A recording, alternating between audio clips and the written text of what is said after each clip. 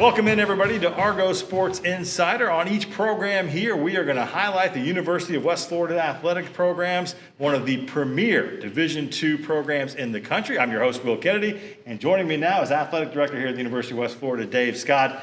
Thanks for being here, Dave. And normally this time of year in the fall, we're already into football. We would have played a game as we taped just a week ago. And you have volleyball getting cranked up, soccer, men's and women's as well. But things are a little bit different, which is why we're standing here wearing these lovely Go Argos masks. You guys in this department have had to, you've dealt with a lot of different things through the years. You've been athletic director here for quite a while. Have you ever seen anything like what we've had to deal with when it comes to COVID? No, this is the newest, in my 30 years here at the University of West Florida, it's probably the biggest challenge that we've ever seen. And just trying to move through what we need to keep the safety of our student athletes, but yet still keep them engaged and moving forward academically and athletically. Last spring, coming into the spring, we're coming off a national championship for the football program here. We're going to talk to Coach Pete Shinnick coming up in the next segment to find out where football is in all this. You dive into the spring, baseball, softball, everything else is going, experiencing great seasons, looking forward to conference championships and playing in the NCAAs, and then it all shuts down in March. And I know that was a tough time, but I feel like the staff, your coaches, everybody handled it exceptionally well. Oh, it's been great. I couldn't want a better staff and coaches in the country. The attitude's been great, positive. It's more about how do we overcome this challenge, how do we move forward, how do we still accomplish what we need to, and everybody's been great about doing it. It is hard to believe that in March we totally shut down. You just can't fathom that as an experience for our student athletes and our coaches. So we're moving forward. It's great to see student athletes in the gym and on the field and doing it in a way that keeps them safe and healthy. How does this happen? How are decisions made on, if we're going to play, when we might play, if we postpone and move things down the road? Sure. Our conference, like many in the country, are run by our CEOs and our presidents, right? So us as athletic directors and our senior women's administrators meet on a regular basis, and we propose items that come up from coaches' committees, and you just continually absorb that information, make the best decisions you can, and move forward. And there's been, typically you would meet maybe 3 times a year. Now it's like monthly, or on our case, ADs weekly. And so things are still kind of in limbo and moving pieces in some ways? Yeah. Some decisions have been made. We're moving forward. As an institution, UWF will compete in no outside competition this fall. I think that's fairly well known. Our conference is doing cross-country only, but trying to figure out what that means for volleyball, soccer, football in the spring, and how the institution can still maintain some good experience for our student athletes, but really for UWF is preparing for the fall sports for fall of 21, and really to not impact our spring sports again that were impacted last year. So, and hopefully winter sports, even though they'll be delayed, will be able to compete and have a good season this year. And one of the big things I know is, with the NCAA, is this sport going to have a championship available, right? And that's something that comes down from that level? Yes, it does. So really, how you move through the season is really up to your conference, but the NCAA controls the championships. And, for the fall sports, there will be no national championships. And our expectation is hopefully that the winter sports might be delayed a little bit to give a little bit of longer season in the spring, because most conferences around the country have moved those winter sports into January. So right now, that's what we're hoping. And unfortunately for our fall sports and our spring sports this past year, disappointing, but, they're great student athletes that continue to prepare and work academically and athletically on their progress to prepare for their next season. I know protecting the student athletes and the student body in general is priority number one. What kind of testing requirements and things are the athletes going through as they get back on campus and start getting back into working out and those routines? Sure. We've worked a medical plan with our partners in Andrews Institute and have laid out a plan for our student athletes that we tested on return, testing during symptomatic, following CDC guidelines and NCAA guidelines as far as how we move through the semester. Part of not having outside competition sort of creates our own little bubble for our student athletes so that it keeps them protected, but yet gives them an opportunity to interact here on campus and prepare for next year. Do you ever think back to that December night and, McKinney, as we're going through all this, think about, man, that confetti falling and all that good stuff? Many times. We can't thank enough for our boosters and our supports for all our teams at UWF it's important for them to stay engaged. But that moment there back in McKinney seems like a long time ago. But, we're just getting in the momentum to have spring football back in the spring and be able to do it and really heighten that. And it just sort of all, COVID sent us all scurrying back to our homes. So we still hope to build on that. Coach Shinnick, which you'll hear from, has assembled another great team, and we hope to see them play. And we're just excited about what the future brings. I know the Argo Nation out there enjoys the job you do, is appreciative of it. Look at these national champions. Here we are in the Fieldhouse lobby, which this has been remodeled. We've shown it on the show before, but the trophies are here. 10 national championships up on the wall. I think you're doing a pretty good job there. What's great about UWF is we have a lot of people that have been around a long time, and that's created some stability and a lot of UWF people. So I'm a grad from '88, and we all take a lot of pride, and it's a good group of people that work toward a common goal, and you're seeing the rewards from that all around us. We've known each other a long, long time. You just dropped 88 in there. Coming up next, we will check in with the man he mentioned, the national reigning Division II football coach of the year, Coach Pete Shinnick, right here on Argo Sports Insight. Real change occurs in that split second, a moment of connection among people. With a common purpose, a shared vision, and a unified goal. What will you change? What will change you? The University of West Florida. No limits. What does Argo Spirit look like? Is it finding the perfect Argo outfit to show your team pride? Is it giving back while getting your pre-game grub? Or is it connecting with your community in the perfect spot? At Penn Air Federal Credit Union, it's being a proud sponsor of UWF Education, the Alumni Association, athletics, Penn Air Field, and having a spirit of communerosity. Learn more at pennair.org/about us. You got me falling hard, sweet baby, you got me falling hard for you. And still, I felt this way before, you know it's true. And still, you got me more and more. Oh, you got me falling hard.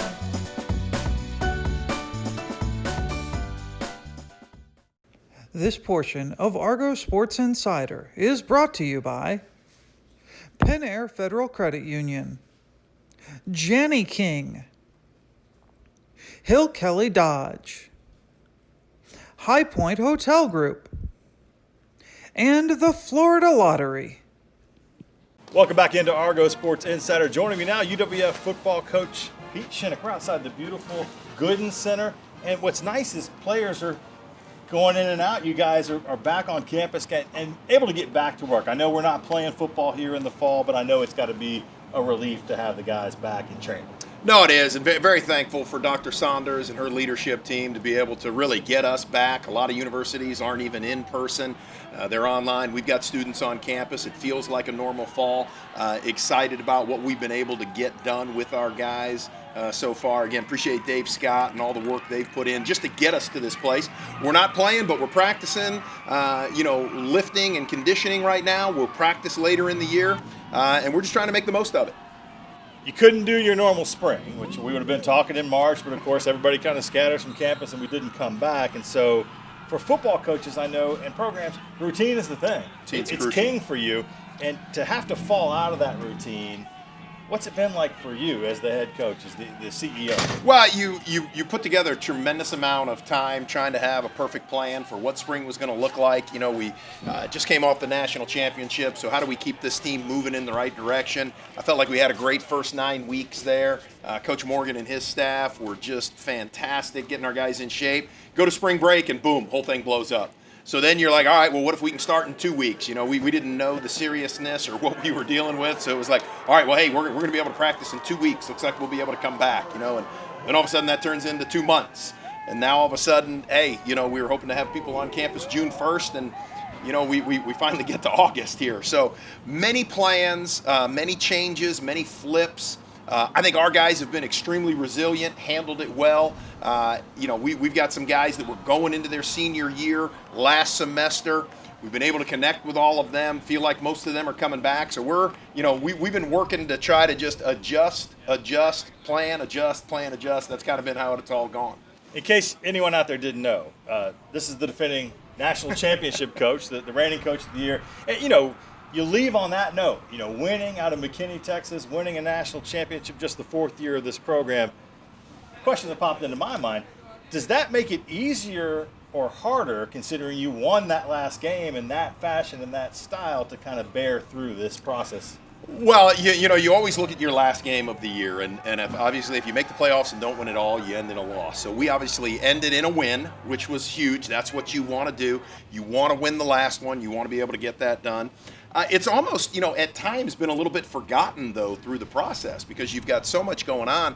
I think we kind of wake up and go, oh, yeah, hey, we did win that. All right, now, let's build on that. So I'd say it's plus and minus. We're getting ready here, hopefully in the next 3 weeks or so, to do a ring ceremony, so be able to show our players and our fans what our rings look like. I think that'll be a good reminder. But it's really been hit and miss just with all that's going on and everything that has taken place. People are wearing their gear proudly, though, and the national championship stuff you guys handed out. And by the way, thank you for commemorative football for that. And I know as we tape this, a week ago or just a couple days ago, you guys would have been playing Texas A&M Commerce in Blue Wahoo Stadium, and I know that's a tough one to deal with, and we'll have to find out kind of what happens into the spring and what it looks like, and maybe play some scrimmages and stuff. But kind of where does it stand right now for those out there that are wondering, when might I see some UWF football? What we hope to be able to do is have about 15 practices this fall, and so basically we're gonna flip our seasons. We're gonna treat the fall like the spring, and then the spring like a fall. And what we hope to get accomplished in the spring is probably have anywhere from 2 to 4 scrimmages against outside opponents, if that works itself out.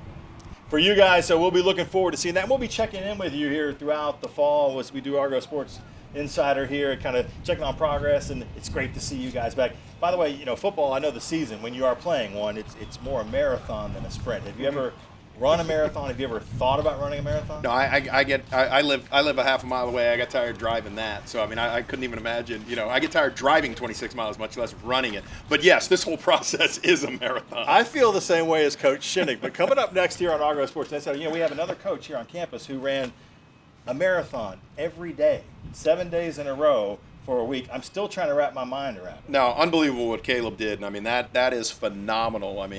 Congratulations to him. I'm thankful for him. I think he ran more in 2 days than I've ran in my entire life. So, that's impressive. He did our portion right there. Coming up next here on the show, we will check in with UWF cross country coach Caleb Carmichael. Real change occurs in that split second. A moment of connection among people. Change is inclusive. Change is collaborative. Change is transformative. Change connects. Who will you connect with? What will you change? What will change you?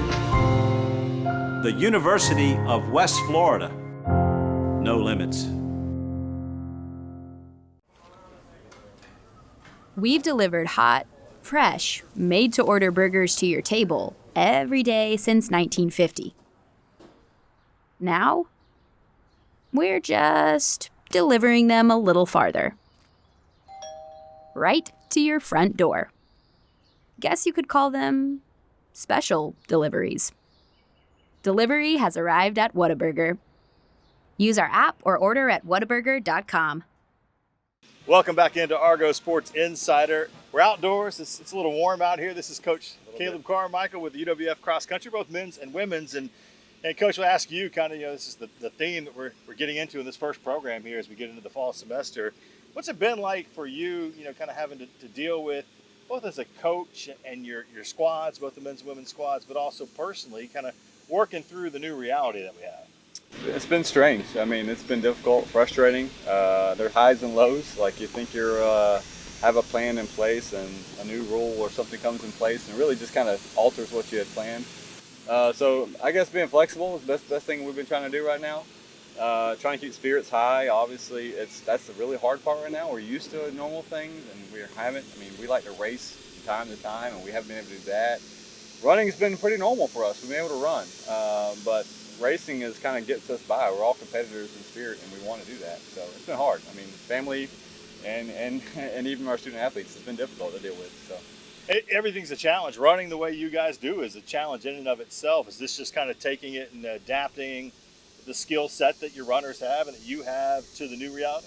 Yeah, I'd say the mental fortitude is really what we have to worry about right now, right? Because most people string together themselves through races. And we get to the point where we kind of just fall in that rut where I need to be ready for this race and be ready for this race. Right now, it's about enjoying the run and getting out there and really with no meaningful race in sight, you have to just go out there and enjoy it and kind of get back to the basics of it.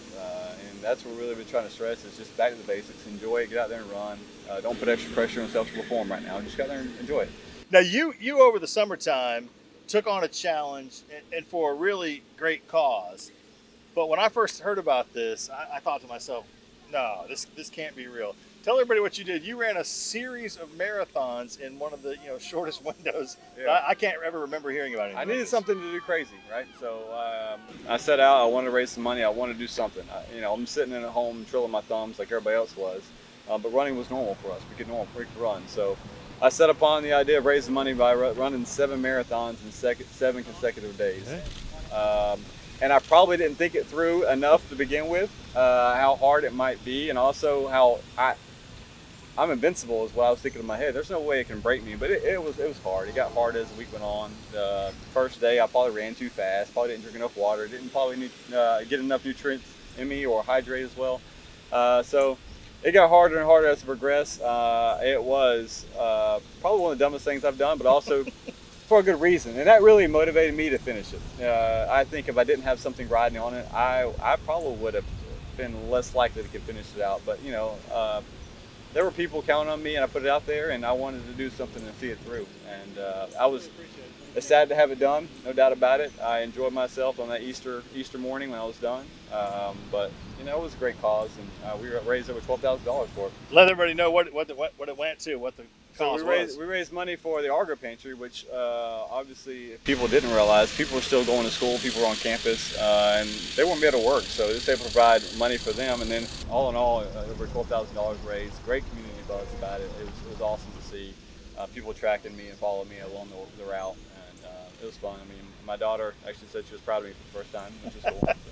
How long did it take you to recover? So I took a week. I biked the next day after I did those 7 marathons. I needed to move my legs. It's just coaching me. I needed to do something. I biked the next 2 days, and then I took the rest of the week off, nothing at all. And then I was back at it that Sunday. So basically a week off, and I was running pretty normally within a week or two. So we're resilient people. We're actually I'm trying to figure it out myself. Humans are more resilient than they think, and as a runner, it kind of proved to me that there are things that we can do, and we're going to hurt along the way, but eventually we'll be okay. Congratulations on getting that done and recovering. Looking forward to seeing your teams get back out there on the course and get back to work soon. Thanks for spending a little bit of time with us. Thank you. Coming up next year on Argo Sports Insider, we're going to dive into it with some of our student athletes. What does Argo spirit look like? Is it finding the perfect Argo outfit to show your team pride? Is it giving back while getting your pre-game grub? Or is it connecting with your community in the perfect spot?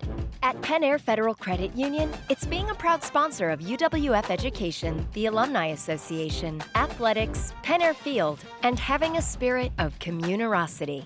Learn more at pennair.org/aboutus. You got me falling hard, sweet baby, got me falling hard for you. And still, I felt this way before, you know it's true.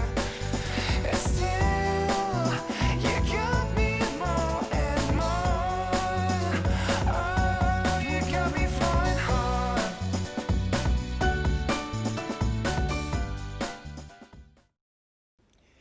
This portion of Argo Sports Insider is brought to you by Coca-Cola, Baptist Healthcare and the Andrews Institute, Publix, Whataburger, and CPC Office Technologies.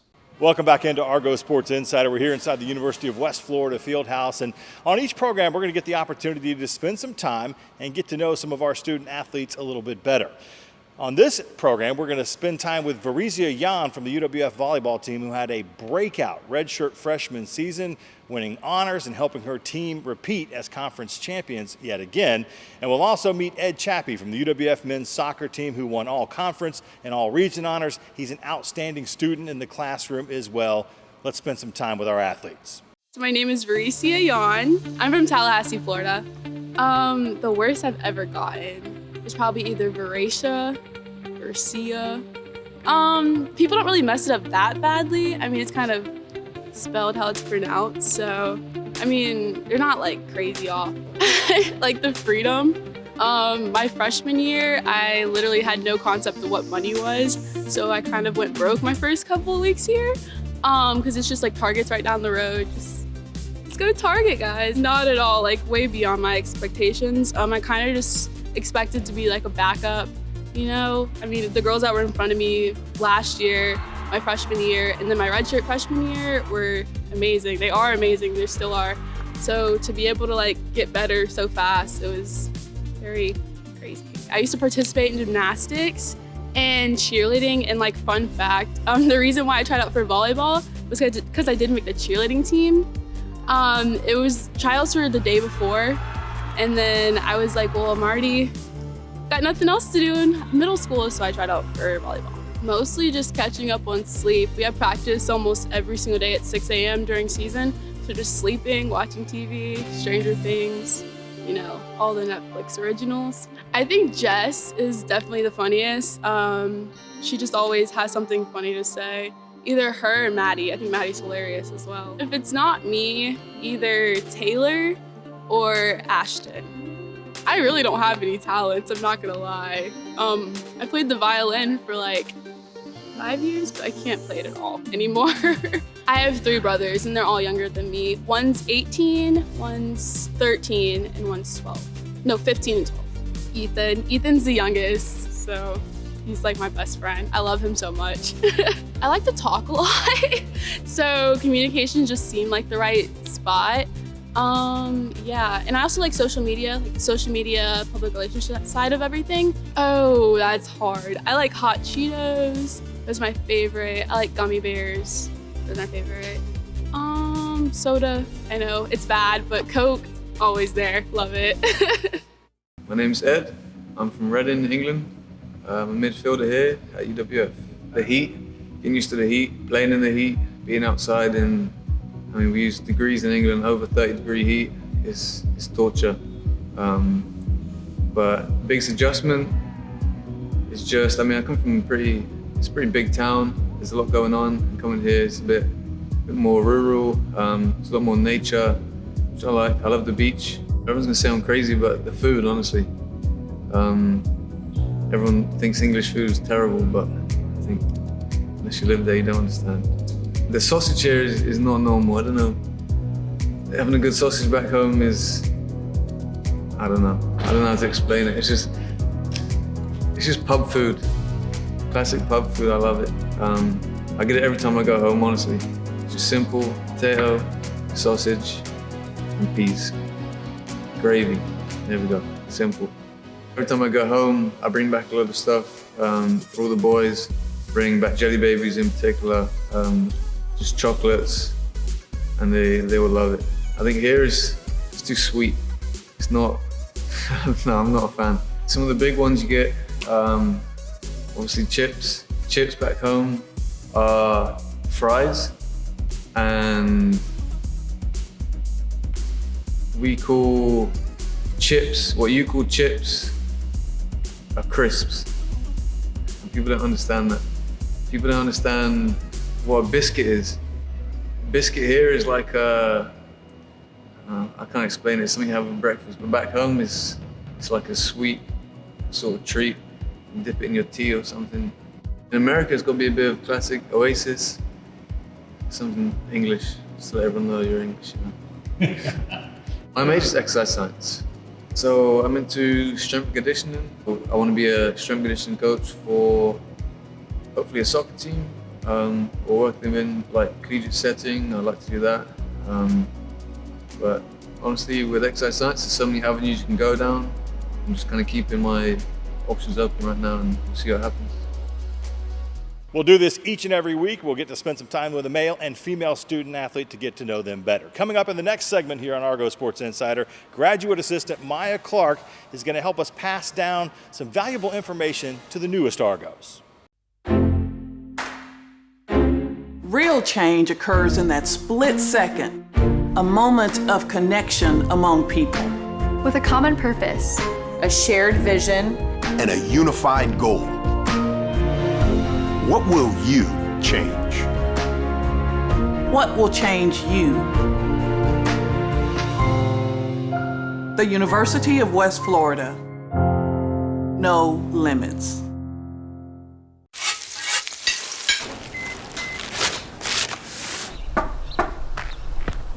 Whataburger now delivers, which means you can get your favorites delivered to your door. And this favorite delivered to your door. And this one. And this one. Simple as that. Whataburger delivery is here. Use our app or order at whataburger.com.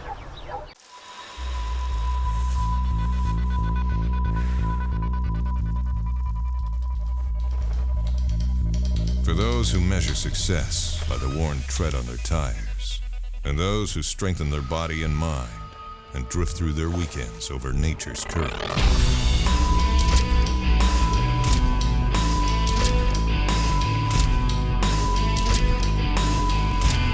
Andrews Institute, for those who move. Welcome back to Argo Sports Insider. I'm Maya Clark. With the start of school upon us, we thought it would be fun to ask some of our older student athletes their advice for freshmen as they navigate through college life with the lighter side.